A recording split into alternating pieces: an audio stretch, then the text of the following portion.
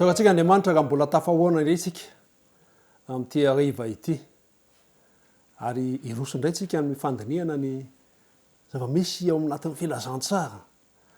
Mba ahafahantsika mijery ny amin'ny hoe manahoana ny amin'ny fiainana eto amin'ity tany ity, ny ara-nofo, ary inona kosa ny fiainana izay atolotry Kristy, dia Kristy fiainana izany. Raha tsika dia hiresaka zavatra anankiray indray, izay anisany atao hoe zava-dehibe eo amin'ny fiainantsika olombelona izany. Kanefa milohan'ny idirana izany dia andesika ary manasanao mba hanondrika ny loha hivavaka ihany koa.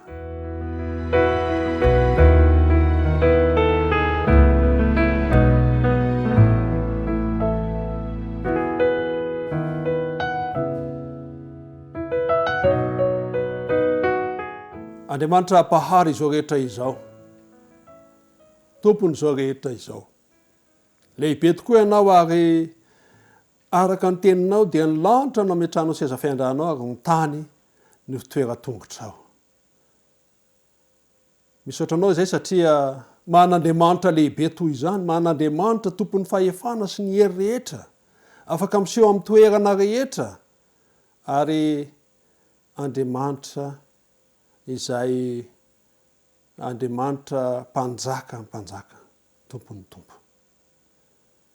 Misaotra anao satria na lehibe tahaka izany ary ianao dia afaka mitoetra ao anatinay ihany koa, mitoetra ao am-ponay. Izay no mahamahagaga anao.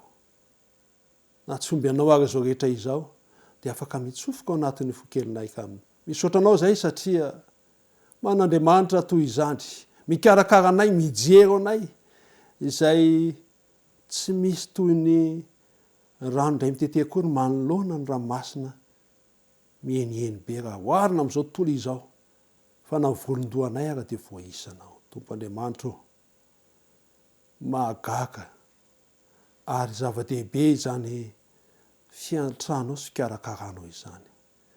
Koa mideranao izay, mankasitraka mankalaza ny amin'izay fahalehibeazana ao anatin'ny fanaovana zavatra tsy fahita izany.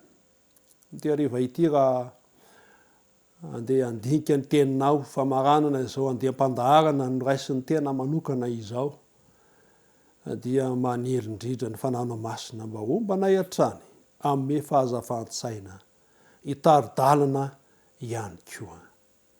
Ary aoka ao amin'ny Kristy dia ho fian'ny famelan-keloka izahay, aoka mba ho voadio izahay, ary ny fiainanay dia mba hiafina ao amin'ny Kristy. Misaotra Tompo satria mihaino vavaka ianao, ary omba ny teninao amin'ity androany ity. Amin'ny anaranao Jesosy Tompo ity no hanoana ny vavaka. Amen.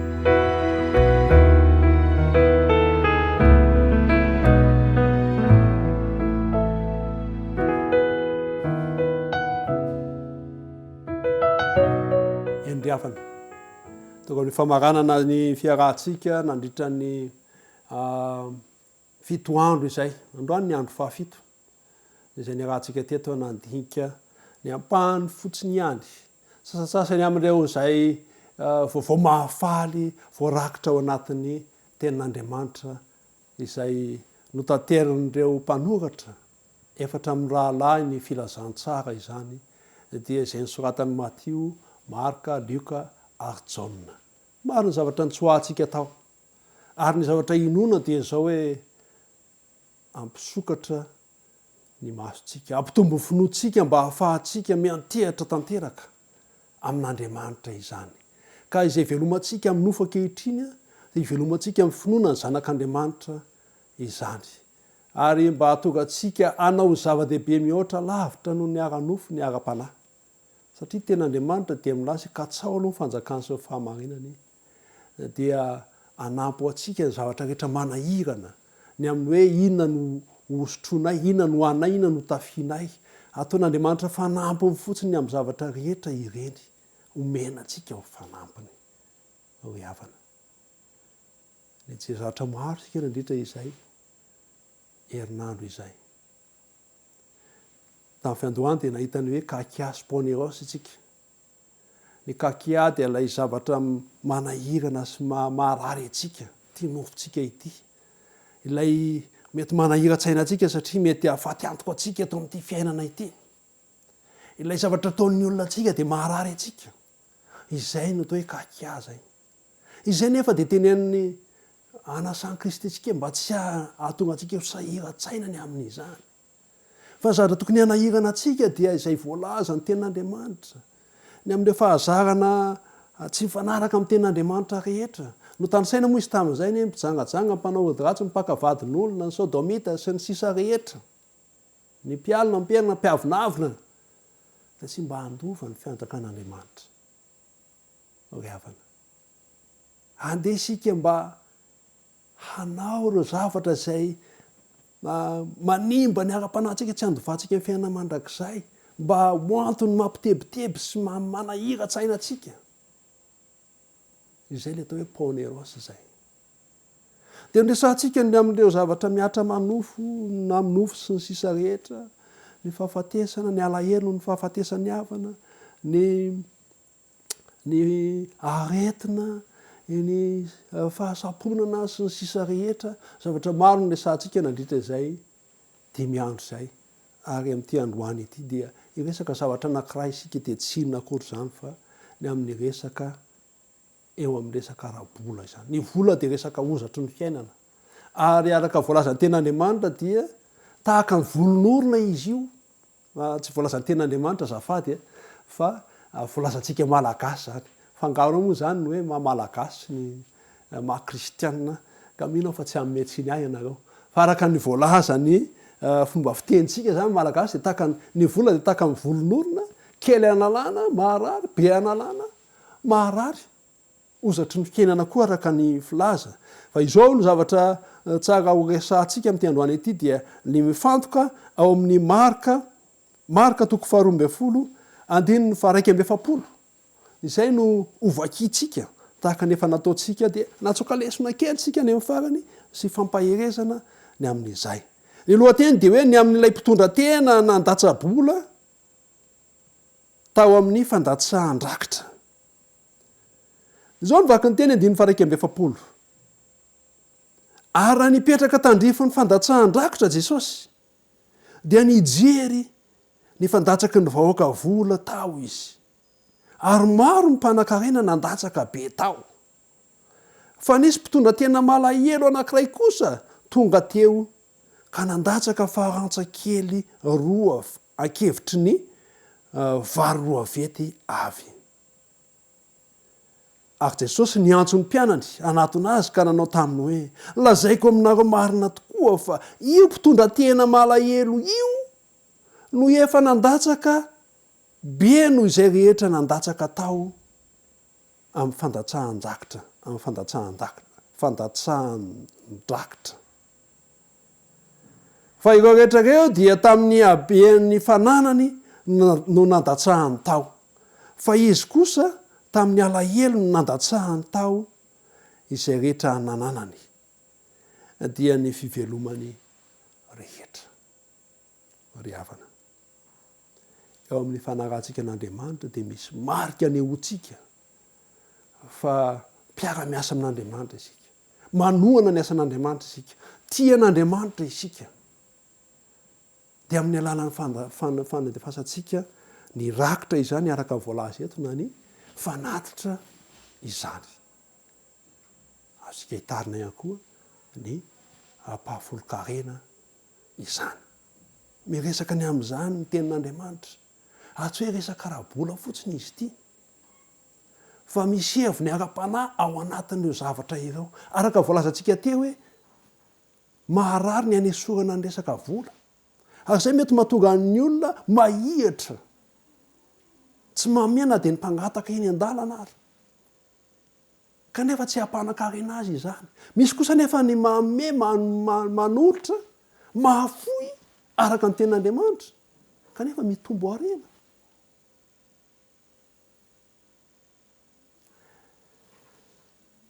Eto zany Jesosy dia mijery ny amin'ny toe-javatra nisy. de mijery ny olona izy de samy mandatsaka am'izay abetsaky ny ananany daholo mandatsaka arakaraky ny fananany arena fa nagaga de izao jesosy mipetraka io ka zany de mandinika tsara ary mamantatra ny ao an-tsain'ny olona sy mamaky izany tahaka ny famakitsika ty sohatra masina ity hoe iza ny tena nahafoy tena iza ny tena nahafoy eo amin'ny asan'Andriamanitra de izao izay rehetra nandeha rehetra de naninona nanolotra sy nanome araka ny haben'ny fananana sy ny haben'ny areny azo eritreretina izany fa ampahany am'izay nananany ihany mety ampahany kely aza narotsaka ohatra ny te hiteny Jesosy hoe misy eritreritra ho an'ireo mpanan-karena nandatsaka tamin'izany fotoana izany hoe iza mahavita betsaka noho ty zavatra nataoko ity mety amin'ny kitapo kely no nalefany kanefa mety hampahazatony na mety hampaharivony ny fananany sy ny areny ara zay narotra an'izay ho fanohanany ny asan'Andriamanitra araka ny eritreritra satria fatany araka ny hitany eo fa misy sahirana misy mantra reny koa fandeha androtraka ary mety nijery tahaka ny ahitany Jesosy nandrotsaka farantsa kely anankiroa tahaka ty vehivavy manano tena ity ity vehivavy malahelo zay voaresaka eto ity tsara ny mampatsiahy antsika mampafantatra fa ny heviny ara-panany amin'ny fanatatra sy ny ampahafolony de izao fandrefesana sy fandanjana antsika ireo ny fanatatra de fandrefesana ny isika ve tena manana fitiavana an'Andriamanitra lanjaina ny fitiavantsika an'Andriamanitra amin'ny alana ny fanatitra zay arotsakitsika ary mety isika ihany koa arany mandanja ny tenantsika ny am'izany ty ve zany mba foko an'Andriamanitra anehoako fitiavana hovalony fitiavany Kristy sy nanolorany eny amonjena zay ny fanatitra zay ny ampahafolo-karena kosa de ny ampahafolon'ny arena zay miditra aminao azadino fa an'Andriamanitra zao rehetra izao sy mimponiny ao aminy araka voalaza Matthieu 4:20 any amin'ny agay de milaza fa azo volamena azo vola fotsiny ny vatso na ny aty ambony tany zany ny ambany tany de an'Andriamanitra daholo ary ny tantara voalohany 7:24 dia mivaky tahaka izao ny voalaza fa zinona moa aho ary zinona moa ny oloko no ahazonay hery anatitra toy izao fa avy aminao zavatra rehetra ary avy aminao ihany no nanomezanay anao ry havana Andriamanitra ny no mitahantsika io mitahantsika afahantsika manome io Andriamanitra no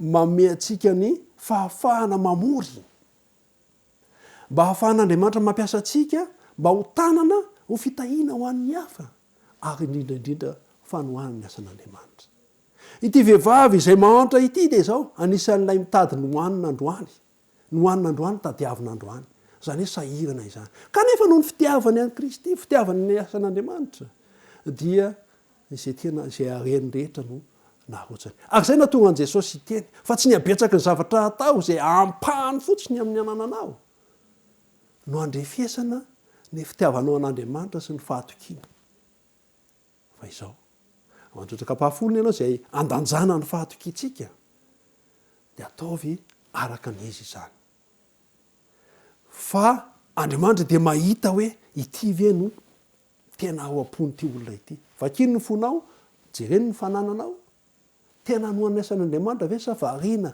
amin'ny arena sy eto amin'ity tany ity tahaka ilay lampanankarena zay ndresantsika omaly tovy lampanankarena na lahelo rehefa hoe am'dio ny arenao de omeo mahantra izany ry havana Andriamanitra dia te hiarasa amintsika te handrotraka amin'ny fitahiny mandrakariva izy mba ho ampiasainao ampandrosoana ny asany ary eo tsika tsy eritreritra hoe ny heritsika na mitanjatsika na avoritsika ireny zavatra ireny maharary ny elan'le izy kanefa aoko sika mba heritreritra hoe raha n'Andriamanitra zao rehetra izao ka ampahany amin'ny an'Andriamanitra io nitahina antsika io dia arary antsika ve ny amerina an'Andriamanitra anio fitiavan'Andriamanitra afoy arena ho amin'ny asan'Andriamanitra aoka mba hanao tahaka ity vehivavy mahantra ity aza mieritreritra koa hoe izaho manantena izaho tsy manana omenan'Andriamanitra manana ianao matoa raha mbola omen'Andriamanitra sakafo ianao fa tsy mbola maty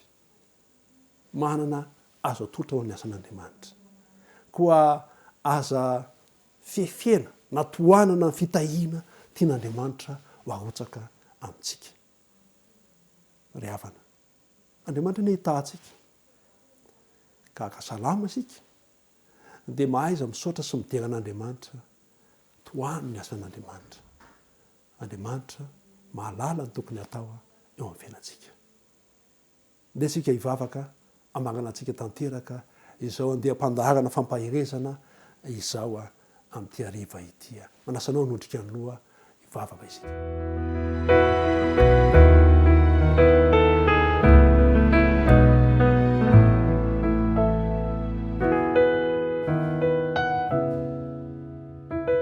Jehovah ny masina sy tsara ny ren-danitra misaotra anao makasitraka satria mampahery ny teninao rehetra ary ampahany kely andry tamin'izany no narahana teto nandritra ny 7 andro nofarana tamin'ity androany ity izany ampio izahay mba tsy ho ahihitra eo amin'ny asanao ampio izay mba hatsapa fa ny tanao dia mivelatra mandrakariva ary manokatra ny varavaran'ny lanitra ampidiranao fitahiana ho an'izay matoky sy ho an'izay tia manohana ny asanao ampio izay mba anao tahaka ilay vehivavy mahantra izay nanolotra ny zavatra rehetra ho eo am-pialan-tananao dia misaotra anao satria Andriamanitra fitiavana ianao ary miaro anay mba tsy ho sahira-tsaina ny amin'ny zavatra ny tany fa mba ho sahira-tsaina sy metraka ahiahy kosa ny amin'ny zavatra ny lanitra misaotra tompo tahio ny alina izay diavinay mba ho feno ny fiarovanao dia amin'ny anaran'i Jesosy Kristy tompo araka ny teninao no hanonana izany vavaka izany amen